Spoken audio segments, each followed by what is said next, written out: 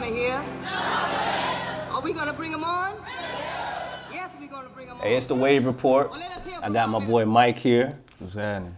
You got a new project out. What's the name of your project? So and the tell them where they American can find it. Nightmare. Yeah? Yeah. It's on all platforms. You can go on Spotify, iTunes, Apple Music, Amazon, Google, YouTube, you know, whatever your preference is, or, you know, you can afford that. And what can they expect from it? It's actually a dope project. My boy Ryan Davis, you know, a childhood friend. Salute to Ryan. Yes, sir. He helped direct it. It's a compilation, man. I got you know, of course, I gotta put on Tampa music, so I got a couple joints on there for the jug.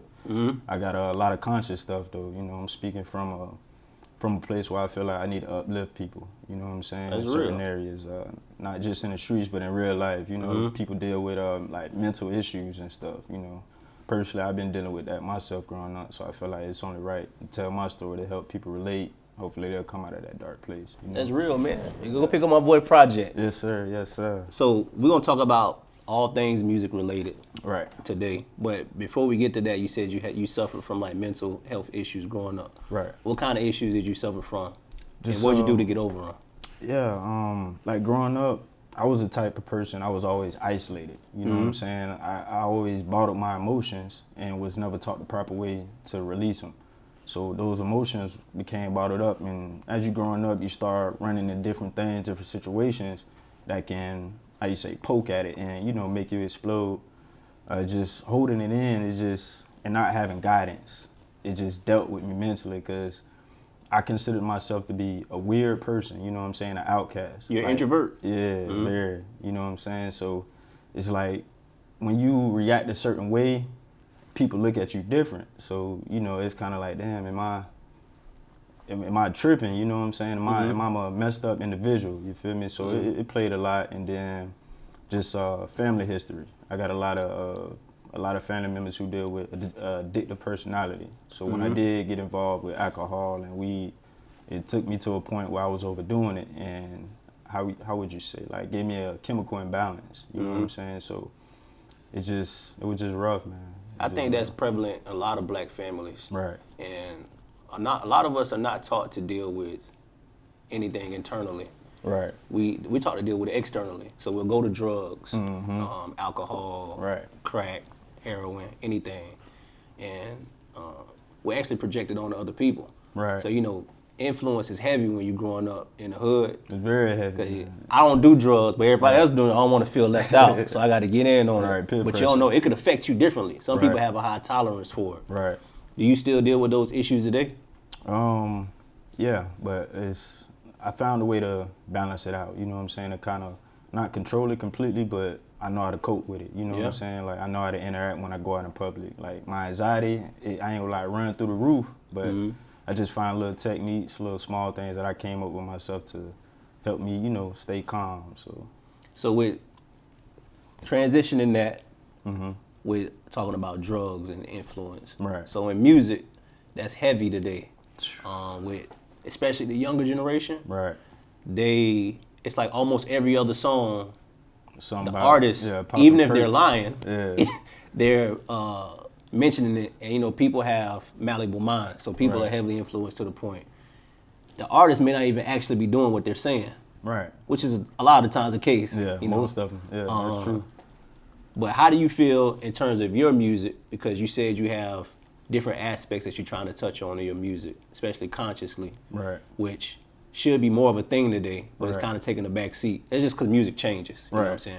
There should always be different variations of music, dance music. If I'm at a party, I want to hear conscious music. Right. You know, if I'm riding by myself though, or if I want to reflect, I definitely Right. want to hear it. Right. Because that's like a form of self-improvement, especially to the listener, Most to the definitely. consumer.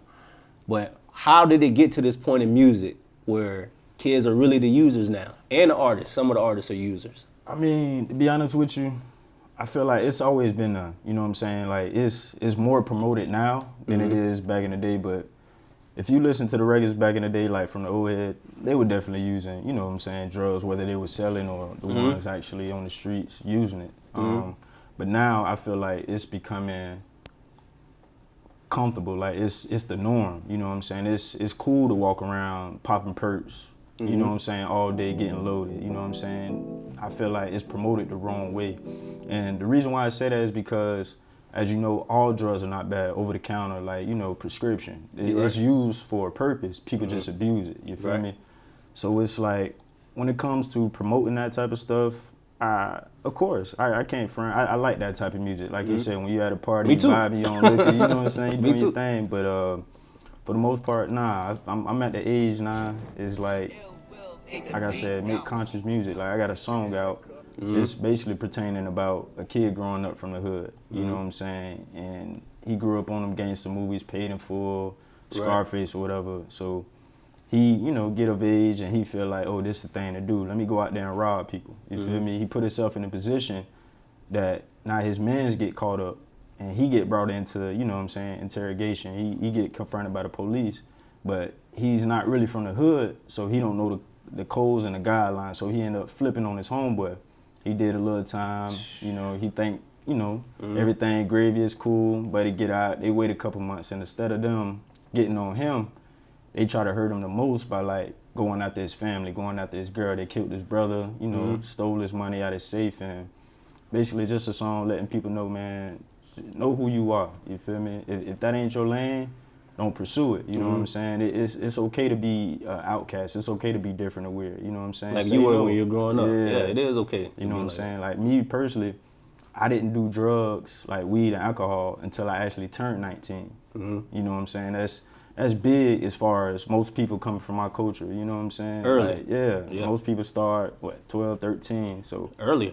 I always shied away, you know, stayed on the court, played football, whatever, you know, my homeboys were doing at the time. But once I did get introduced to it, then that's when it became a problem, because I told you about that addictive personality. So it's like, okay, I like this, let me, you know, started going overboard, and I started realizing how it's affecting me and other people. Like, a lot of people don't grasp that concept until you actually, like, take a step back and just, like, evaluate stuff around you. You know what I'm saying? They're like, damn, in and out of jail, people bonding me out, you know what I'm saying? They spending their hard-earned money, get me out, or, you know what I'm saying? Whatever the case might be. So it's, that's why I'm in a position right now. I feel like conscious music is a way to go. You know what I'm saying? So. Do you feel like it's an artist's responsibility to watch what they say in their music? Is it more the parents' responsibility to guard their kids from the type of music that they're listening to? Because a lot of artists will say, I'm just an artist, I can say whatever I want. Right. But kids' minds are developing, as you said. Right. Because your mind don't really stop developing until you're like, they say it's like your mid-20s.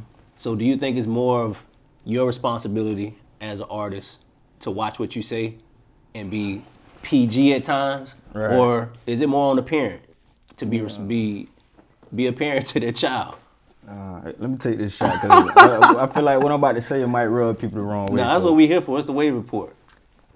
To be honest, I feel like it's 20-75. 75 leaning towards the parents as far as the responsibility as to the music that they, you know, children listen to, or how it influences. Of course, music is very influential, you know what I'm saying? Yeah.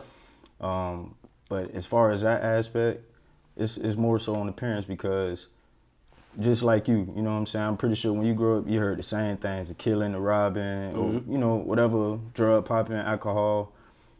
You didn't let it affect you in a way where, you know what I'm saying, it steered you down the wrong path. You made mistakes, but you know what I'm saying, you had that boundary around you, whether it was a support system from your family. That's true. Or, you know what I'm saying, you just mentally strong yourself just to understand it's just music, you know what I'm saying? So I feel like it's really the parents, because they're the ones that's supposed to take initiative to see what their children listening to, you know what I'm saying? They're the ones that's supposed to let them know first and foremost before the artist, like, baby, it's just music, you know what I'm saying? Don't take it no further, just enjoy it and that's it, you feel me?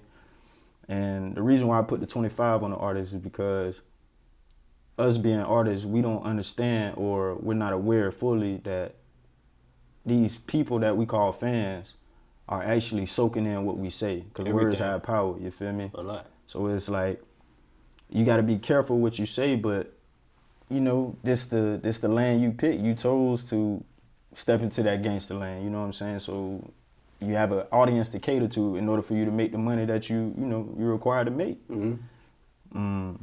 that's really my touch on it, man. I don't know if I really Nah, tapped you on did. it, but Nah, yeah. that's good. Did you have? What was your first foray into music growing up? Like, who are some of your favorite artists? I grew up on the old Wayne, like the Carter One, that T.I. Urban Legends, you know what I'm saying? UGK, of course, Bun B, all them boys from the South. Couple, you know, up north artists or whatever, but that for me that was really it. Boosie, Webby, you know what I'm Still. saying? Yeah. I And still rock what's the with difference between the artists that we grew up on? Because this is kind of the same content that they had in their music, and the artists now, the younger generation, kind of adheres to. Because they both have some of the same content. Wayne, UGK, Boosie, they all talking about Right. drugs and hoes and all that stuff. Right. They talk about the same thing today. But what's the difference between like our generation and the generation behind us, as far as how they're receptive to the music?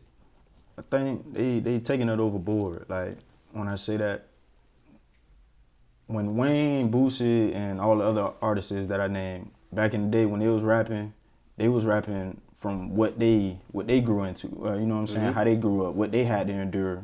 You know, these artists nowadays, it's a lot of sheltered people, a lot of people who grew up, you know, fortunately grew up from homes where they have the mother and father, but they've been sheltered and so contained, like they was in a cage that when they finally get that little bit of freedom, they run off and overdose on Xan, or, you know what I'm saying? And it just, I feel like it's a lot of pain, you know what I'm saying?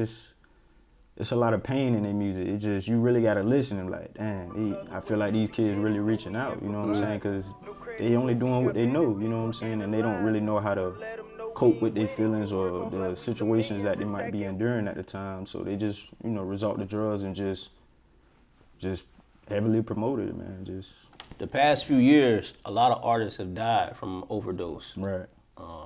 Mac Miller, amongst others.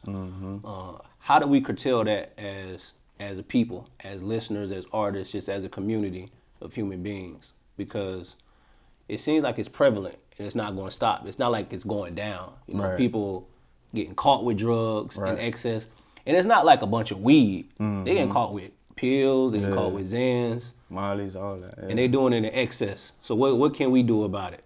All of us, not just you. Everybody.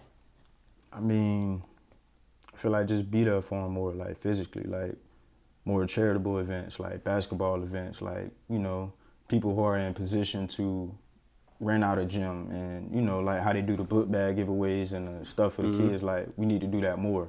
You know what I'm saying? Like be more involved in the kids' life, you know what I'm saying? Even though they're hearing your music, but you can show them a different side, like, damn, you know, like show them exactly the way to go, you know what I'm saying? You gotta lead by example. So just from that standpoint, you just gotta be in their life more.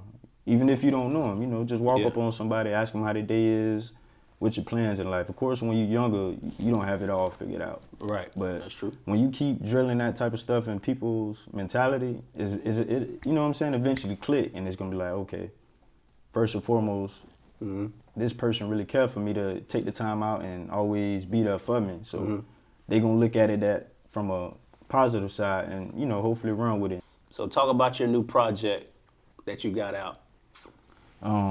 It's called The American Nightmare. Why you titled it that?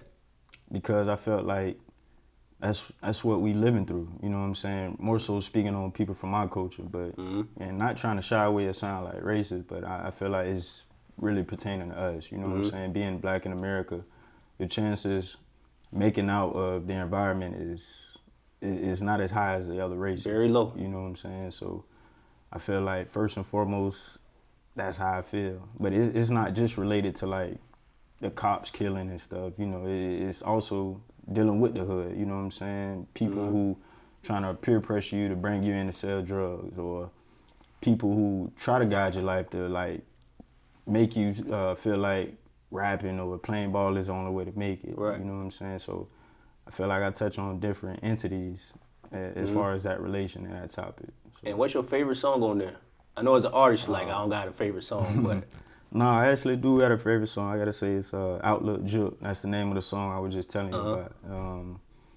Like I said, people go on YouTube, they can check it out. That's the title, Outlook Juke by Mike Coppa. I feel like they should check it out for themselves, come up with their own, you know. I always like that when artists leave it open for interpretation Yeah. instead of like just telling people what it means. Like I Right. got an imagination. What if I think a different way about it? But that's good. And how has Ryan helped you compose everything over the years? Because you always shout him out. That's major love. Because most people don't give other people credit. They always take the credit. Right. But that's good that you give them a lot of credit. How this actually came about, it was weird, man, because I was sitting on the patio in my zone, listening to music, writing and stuff, and I was, feeling myself. So I just called up Ryan, sent him a couple songs on the email, and Ryan, he's solid. He gonna tell you the truth. Like, I ain't messing with it, or you know what I'm saying. That's dope. So that was always his reply, man. You dope. You gotta get heard. You gotta get heard. So me just joking around with like, man, well then be my manager. You know what I'm saying? I know you got the football thing going on with the NFL and stuff, but be my manager. Right. His response shocked me. He was like, no hesitation, like, yeah, I'm on it. So I had to pause for a minute, like, did this nigga really just say he okay? And that also helped me out, because before then I wasn't taking music as serious. I would always write and get in my zone and record a song, but I wasn't promoting it. I was basically just doing it for me. Like I said, I kind of got tired of hearing the same old songs, popping perks and shooting and killing people. So like, let me just make music for me, and just so happen other people vibe with it. So it's like, okay.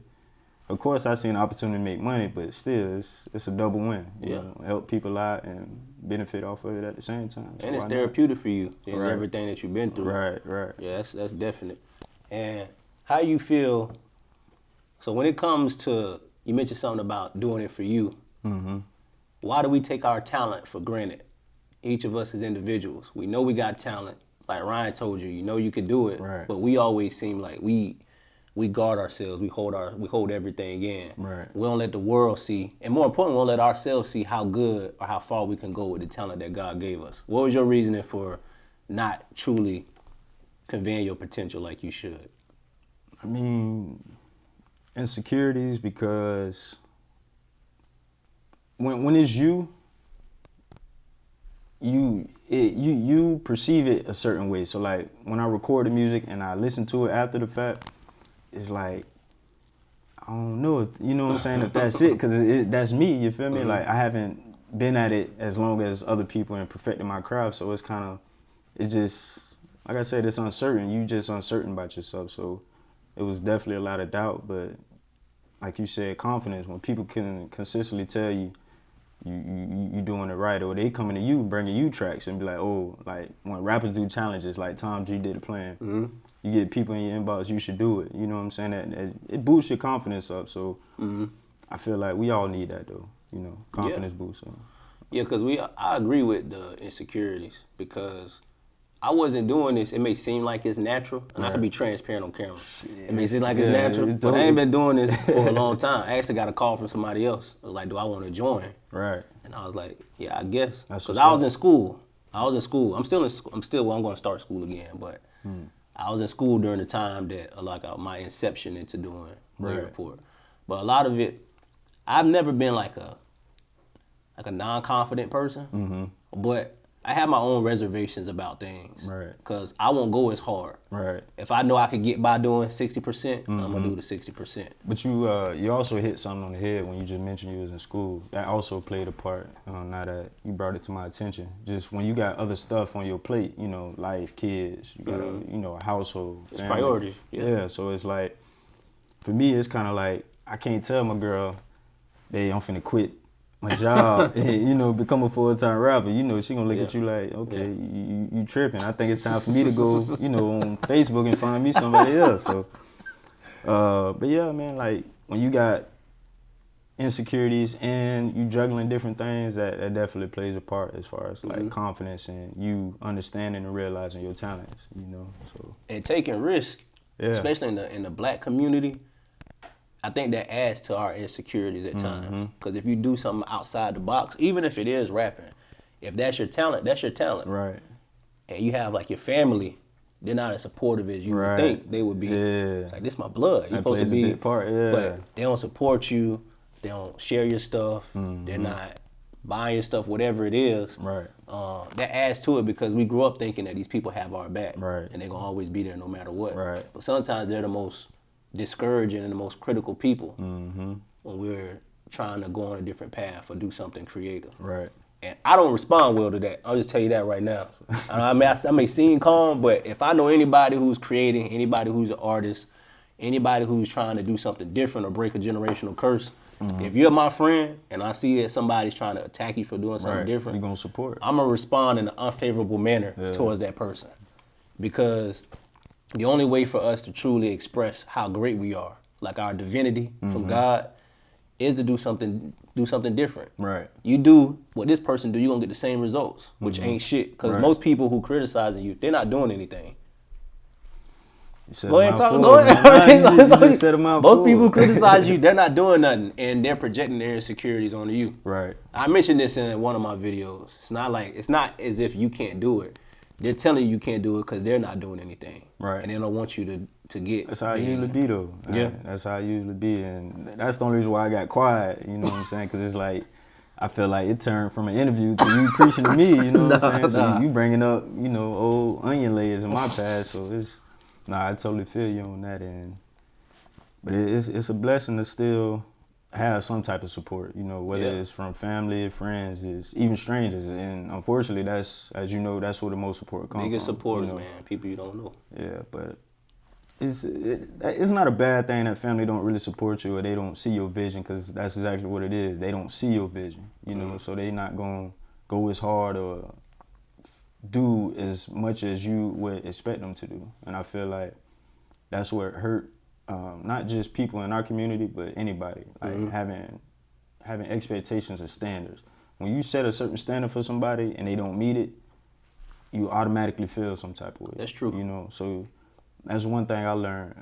Don't expect nothing from nobody. If they do it, they did it, But I'm not finna go out my way to ask you, to beg you to support. Nah, if you don't mess with my music, you don't mess with it, I agree. That's a blessing in disguise when your family don't support. At least you know where they stand. Right. So, like, look, don't come around when it get good. Yeah. I think that's a blessing. Right. But I appreciate you for sliding through. Yeah. Hey, y'all check out this project, American Nightmare. Yes, sir. And people don't know, it's on camera, it's our first time meeting. That's how genuine the love is. That's crazy, so man. Shout out to Ryan. Y'all support Mike.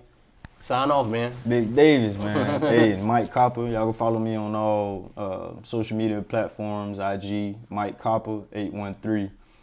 I feel like I got to spell it because a lot of people going to miss it. They feel it's a certain spelling. But MikeCoppa 813. Check your boy out, all platforms.